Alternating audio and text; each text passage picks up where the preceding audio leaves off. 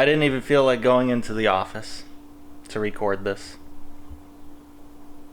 That's the way I'm feeling right now. Now, I don't want to alarm anyone. Is your debris cat making too much noise all the time? I haven't really prepared for this. Hello and welcome back to another episode of Hawks Recap. My name is Clay. Thank you for tuning in. Apologies about the location. It is what it is today. This afternoon, the Blackhawks just completed their 39th game of their shortened 56-game season.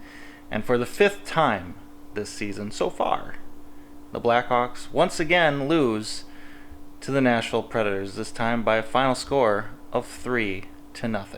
Now, before we get into the actual game, let's touch on a little bit of news that we got yesterday between games. Blackhawks made a trade, their first trade of this kind of trade deadline timeline.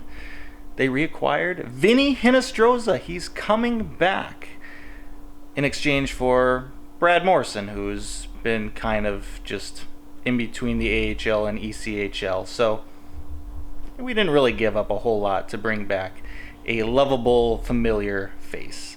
Now, I think the Blackhawks made this trade because yesterday, Brandon Hagel was put on the COVID list. And so, if he was going to be out for, a few weeks because of, being on the COVID list, they needed another player who is similar to Brandon Hagel in terms of the type of game that they play. And Vinny Hinostroza is that type of player. Even though he hasn't played a whole lot this season, he's only played 9 games for Florida this season, he is that style of player. And he's a familiar face. But today, we got word that Brandon Hagel is no longer on the COVID list, and he was in the lineup today, so most likely a false positive. So our trade potentially was meaningless, which just kind of, bled into, our efforts for this game in terms of it being meaningless. That's what I'm trying to say here. For the most part, the Blackhawks played pretty well this afternoon, at least much better than they have in previous outings against the Nashville Predators.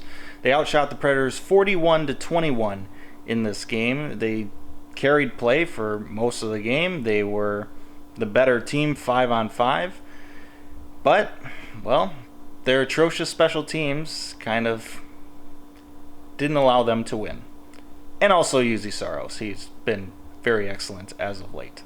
Blackhawks outshot the Predators 14-6 in the first period, but they would trail 1-0 at intermission. Why was that? Well, penalty kill. Yeah, Zadorov doesn't take a good penalty. He elbows a dude, I forget which dude, and I don't really feel like looking it up. And so the Blackhawks go to the penalty kill, and shortly into the penalty kill, the Predators score. Alvi Tolvanen with a ripper of a slap shot that beats Lankinen. Nothing Lankinen could really do in that situation, but Predators were 1 for 1 on the power play in this game, and that's really all they needed because they ended up shutting out the Blackhawks. But let's continue. Hawks, they would get some power plays of their own later in the game, and they didn't do a whole lot on them. In fact, they gave up 2 short-handed breakaways during their power plays in this game. One of them led to a penalty shot because, Boquist in that situation, you kind of want to take. That's a good penalty to take, is what I'm trying to say. And leads to a penalty shot, and Sissons scores. Beats Lankinen on it. Preds up 2-0. Blackhawks 0 for 4 on the power play in this game, and they gave up a shorthanded goal, essentially, the penalty shot. Special teams, power play, not good. Penalty kill, not good. Just not good. The Blackhawks tried to come back in the third, down 2 goals. They outshot the Preds 15-6 in that final frame, but the nail in the coffin was given by Kunin, who just waltzed right into the slot, got a pass, and put it by Lankinen. Predators finish this game off 3-0. Blackhawks, season high, 41 shots on goal. It's the first time they've been shut out this season. It's funny how hockey works. Blackhawks lose for the upteenth time in the most recent upteenth game. They're on a slide right now, and they've seen their 6-point lead for that fourth playoff spot completely go away, and now the Hawks are down 2 points to the Nashville Predators with 17 games remaining. They have to play the Predators 3 more times this season, as well as the Florida Panthers a couple times, and the Lightning a couple times, and the Stars a couple times. Even though we've played well against the Stars, they're going to be fighting for a playoff spot, and I wouldn't count them out, especially now that they have Sagan back. The schedule gets easier, but not all that much compared to what we saw in March. Like, it is easier because we do get to play like the Blue Jackets and the Red Wings at least, but other than that, it's still not. I wouldn't call it easy.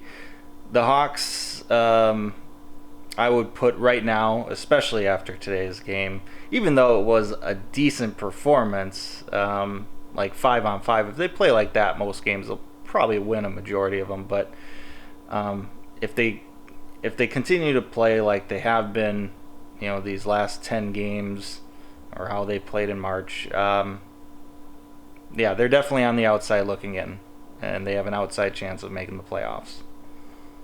It's kind of a bummer, and that's how I'm feeling right now on this Saturday afternoon with great weather outside. I shouldn't be feeling this way. We shouldn't be feeling this way.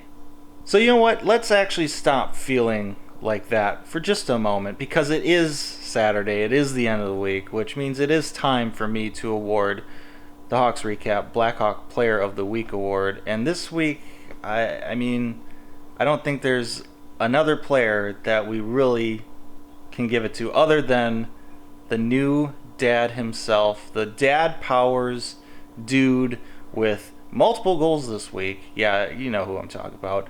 Dylan Strome. Congratulations to Dylan on the new kid, on becoming a father, and also winning this prestigious and historic award. And so with that, I'm going to end this video. I'm going to stop feeling this way on this lovely Saturday afternoon. I'm going to end this video. Thank you so much for watching this episode of Hawks Recap. Really hope you got something out of it. Let me know your thoughts down in the comment section below. Like, share, and subscribe. Appreciate that as always. But most importantly, stay safe, make good decisions, and I'll see you next time. Hopefully not like this, though.